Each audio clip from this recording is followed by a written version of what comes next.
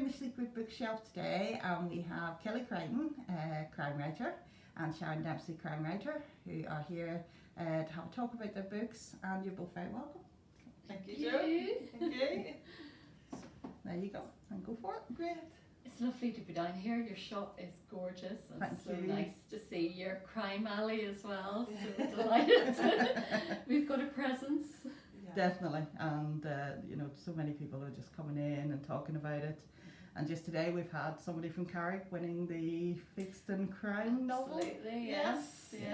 Mr. McGinty. Yeah, so we're very into crime here, and excited to hear about what you are up to and about your books and your writing and such like.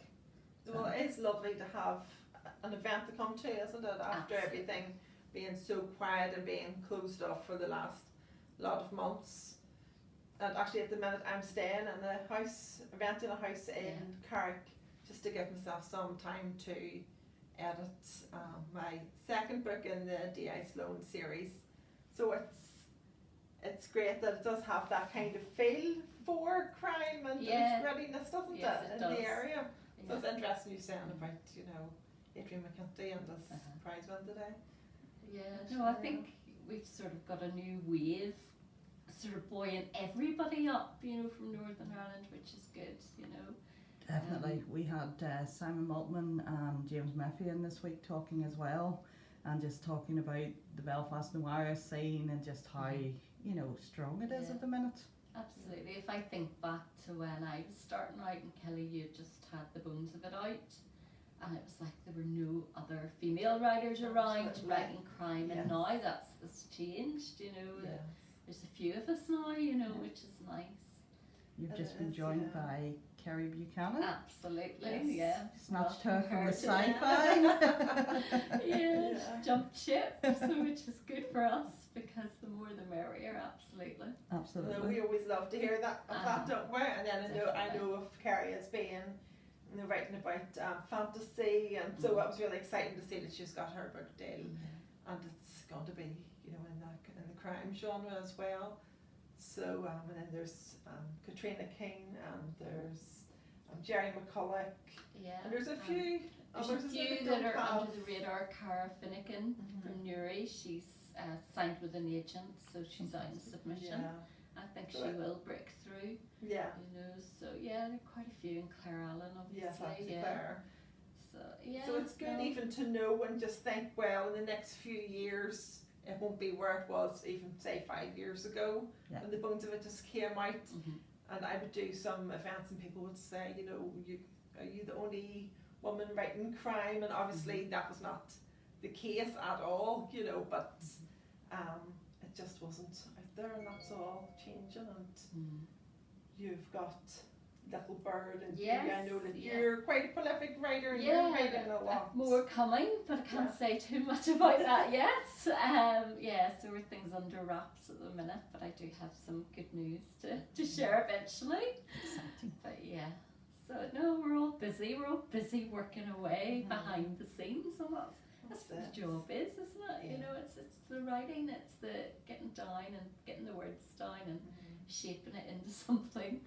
And it's not easy, and it takes persistence and dedication, but all the sort of other bits about book covers and book launches, that's just a tiny part of the job, isn't it?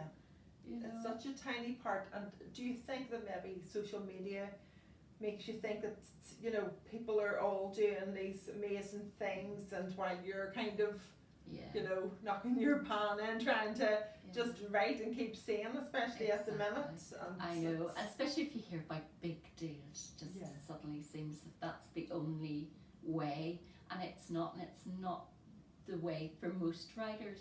It is a gradual slog. It's an enjoyable slog at times, but other times it's just sheer hard work. But it's rewarding in all sorts of different ways, isn't it? Is the crime scene quite a lot of smaller publishers? It often feels that way. There's quite a lot of niche publishers. Is that fair? Well, I think there's a few independents come through, like Bloodhound and Joffre Books, and there's a few others that I know, but it's still the big five. It's getting signed with one of them is what supposedly will make the difference to someone's career. But even at that, you get writers like Steve Kavanagh, and by his third book, he wasn't getting that breakout until the fourth, you know, and it takes 4 to 5, I think, before you've really got that push behind you, from the publishers and for readers to know who you are and to want to read what you're putting out there and be invested in what's coming next. You know, it's not something that happens overnight for anybody really, you know, a very, very minuscule percentage of writers. I think, there is that difference between the publishing and then your personal journey in the writing too, isn't it? And being just pleased with what you're writing and your output and what you're kind of getting out of the whole process as well. I don't know, there's so many different kind of levels to it, isn't there? And everybody has a different route, and every book has a different process. You know, it's like starting at the beginning all over again when you start a new book. It's like, well, how did I do it last time? Well, you know, that doesn't really come into it because you've got to, you know, find this new story, find a new way of telling that story with new characters, and you know, and you grow as a writer as well, don't you? With every book, you sort of get to a different stage, you know, and that's what keeps it exciting, isn't it? It does, yeah. No, I do definitely think that you know, writing in a series, which I've written the kind of the 4th draft of the 3rd book, but it's the 2nd book of the series that will be coming out in November. So I'm in that kind of intense editing kind of stage now at the minute. But you know, it definitely happens quicker, and the process isn't the same for me as doing standalone, where you're really having to do everything from scratch again. But you know, it's trying to remember all those different threads. Absolutely, yeah. Yesterday I literally went back to the first book in my new series and did a character list and who had what colour eyes and hair, and it's like literally, it's like 101 of writing a book, like literally tell me what that character looks like, because you know, by book 2, 3 you forget the little tiny details, and you know, your reader will pick that up, you know, and hopefully your copy editor will pick it up before the reader forgets to it. But it's staying on top of all of that, isn't it? You know, and you've so much to hold in your head at any one time. Definitely, and then you know, it just kind of, it gets bigger and bigger, doesn't it? In the world of like a police procedural, you know, there's so many characters, and you know, trying to keep tabs of everything. No, but Joe's laughing at us and saying, yeah, you try writing, you know, fantasy and world building on a totally different scale, you know. I'm actually laughing because with my trilogy, I started to plan a prequel, and I had to go back and reread the entire trilogy because I haven't kept any world building notes. It's very hard to keep all of that in your head at any one time, and you're never just working on one book. You know, you may be editing one and you've got something else brewing, or you're making notes on, or you're sketching out scenes, you know. So it is a lot to retain, you know. Either we'll kill the brain cells early, or else we'll, you know, go on forever because we're constantly working in that way, you know. And you both do a lot as well as writing. I mean, you do a lot of classes and workshops. Kelly, you do a lot of editing and you know, you don't just write crime, so that must sort of... No, but I feel it all feeds in and really helps. I love teaching creative writing, just love being with a group of like-minded people talking about books and storycraft and how the whole thing works. It's just brilliant. But from September I come back to doing PhD. Okay. It's going to be totally different again for me. And it's like terrifying, but very exciting as well. And just... And what's that in? In gender and class and Northern Irish crime fiction. Okay. So yeah, Kelly's book will have another third read through, you know, with that in mind. And I'm particularly looking at Milkman as well, and I'm looking at gender politics and sexual politics, and then I'm writing my own novel based on all of that as part of the PhD. Fantastic. So 3 years of totally submerging myself in Northern Irish crime fiction, you know, and gender and class. So interesting. Really exciting. Yeah, I hope so.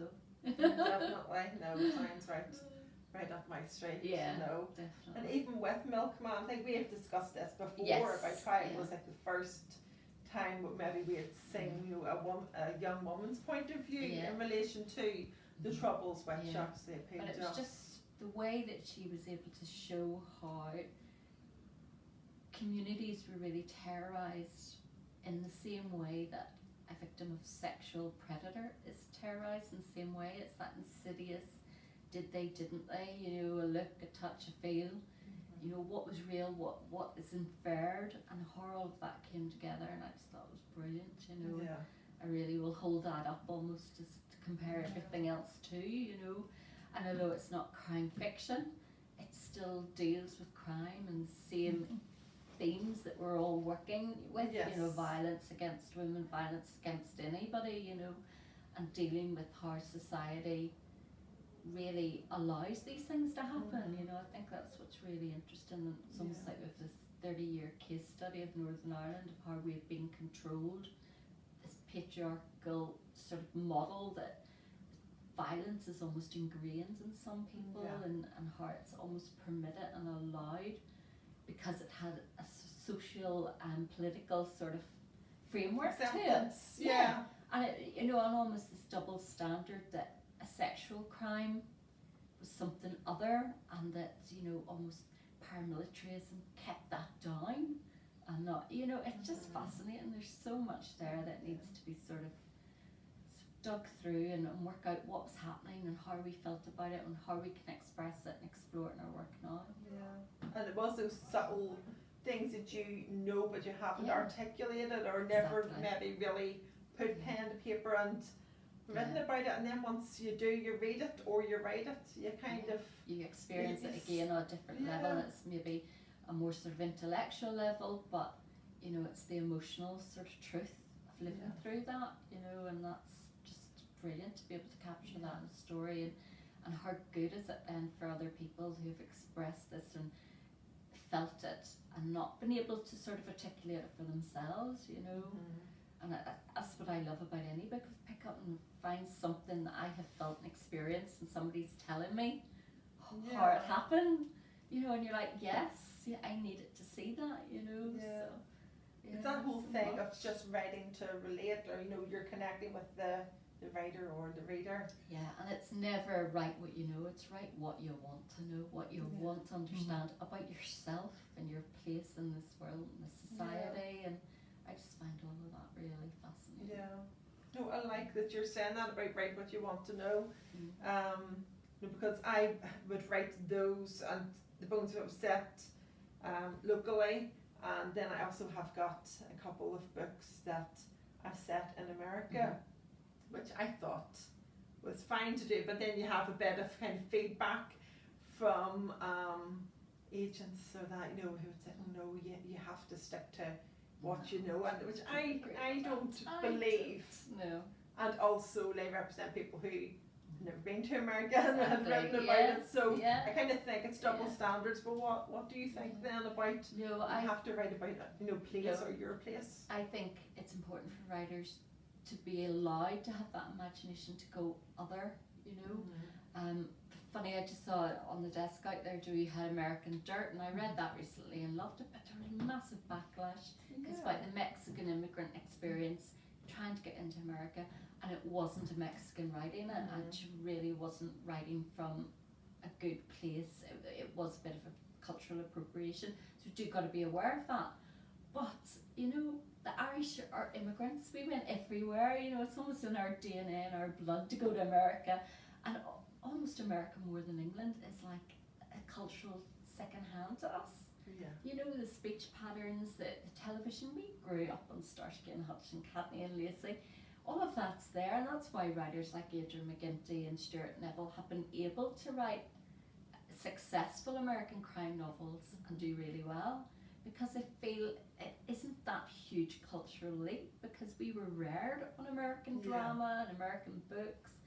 So I feel, no, go for it, Kelly. I can't wait to read it. No, that's the way I feel as well, and I don't know. I do think that we need to have awareness about cultural appropriation. Absolutely, no, absolutely. And it coming from that place of awareness is the first step for anything. But the book I'm reading at the minute, I've kept meaning to actually text you to say read it. We Begin at the End, Chris Whittaker, and it's set in America, and so good. And this little girl character called Duchess, and she's just like, I'm an outlaw, and she's just full of Yeah. grit and what she has to go through. And I just Yeah. thought, you know, when you're writing something and you need to almost see something in the same vein, Yeah. I thought, oh, Kelly, you have to read this. So, yeah, have a look at that. It's really good. Yeah. Yeah. So I don't know. I do that. Do you not read when you're writing, or do you have to read everything similar? I do. I probably nearly everything apart from 90 Day Fiance. I have to admit, I do love my Blame you true. for that. We went to Boston Book Festival, and Kelly was like, "Have you been watching 90 Day Fiance?" And I'm like, "No." And she was like, "You gotta watch it." Well, no, that's what I do when I'm married, and I'm like, parade and. I know. It's just such a character study. It is really is. like, if you wrote it in a book, Yeah. they would just say, And no, that's not These believable. men are so naive and so desperate for love. Yeah. And, It amazes me just what people, and there are some Accept. true stories in it, but there are some Yeah. people who it's just what they will accept in their lives or what they want to What they believe, want that to they believe. shut everything Yeah. else out. It's fascinating to me, Mhm. but it is trash TV. Yeah. But I do love all of my crime series. I do Yes. follow that, and whenever I'm reading, I'll read crime novels, probably more standalone, and then the odd, I like Rebus and all Yes. this here as well. But I do like the series, but I do really read a lot of literary fiction as well. I just mix it up because Yeah, I so read do I. poetry, Yeah, and it's just really whatever it takes my fancy, really. exactly. Yeah, I'm terrible for mixture. wanting the next big release, and it's just too easy to download it or run down to the bookshop and buy it, Yeah. and it's just like I've got about 30 over lockdown of not finished books that are like 3/4 of the way through, and I just gotta go Yeah. back and finish them. Do you go back and finish I them? do. I Yeah. try to. Yeah, Yeah. I try to make a point of it. Yeah. Yeah, if they're paperback, hardback, they always get finished because they're always hanging around the bathroom and the bedroom. But on the Kindle, it's just too easy to go to the next one. You Yeah. know? I know. At the start of lockdown, I read loads of brilliant books, like R.B. Kelly Oh yeah. and Betty Lee, Yes. both in European too. They Drove are. around sci-fi, which I wouldn't have really thought is necessarily what I would really like, but I think Yeah, just no, a I great, do. Yeah, a great story is a great brilliant, story, yeah. and and Absolutely. yourself, Joe, you've all got me more kind of reading, but I would never ever dare try to No. even think about writing. Oh And no, he's I sci-fi. could see the attraction of a real dystopian type novel. I Mhm. definitely do. I'll never do it probably because I'm so immersed in the crime genre. But I could definitely see the attraction of Yeah. putting yourself some speculative, that you're out there on a limb, and the freedom almost to create something Yeah. totally different. I'm currently writing the first ever Cully-Backy dystopia. Oh Wow. wow! Oh, I can't wait to read that. Excellent. Yeah. But there's something very freeing. about it. Yeah, Yeah. isn't there? I would imagine there is. There's yeah. always that human story in Oh, a lot of it, absolutely, isn't there? that's at the end of the day. And there's so much cross-genre now, which I absolutely love, Do you remember Wool? What did you call the guy that wrote Hugh Wool? Howey. Yeah. I mean, that was a crime novel set in a silo, and I loved that up and down those stairs. I was there, So so I just think, I love that kind of cross-genre thing, the more of it, the better. And I think it's something, sorry I'm joining the conversation Oh, now, yes, but anyway, please do. I think it's something that self-publishing has opened up, that you can cross genres. You don't have to be defined by what you are perceived as anymore. Yeah, it's being defined by what a book shop puts you on the shelf as, and it's literally all genre is. Somebody making a decision about how to market your book, and so I don't think we should limit ourselves, Yeah.